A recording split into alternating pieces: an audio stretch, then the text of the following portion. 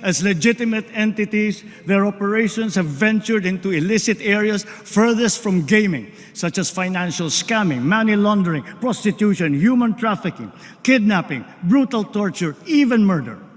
The grave abuse and disrespect to our system of laws must stop. Kailangan nang itigil ang panggulo nito sa ating lipunan at paglalapastangan sa ating bansa.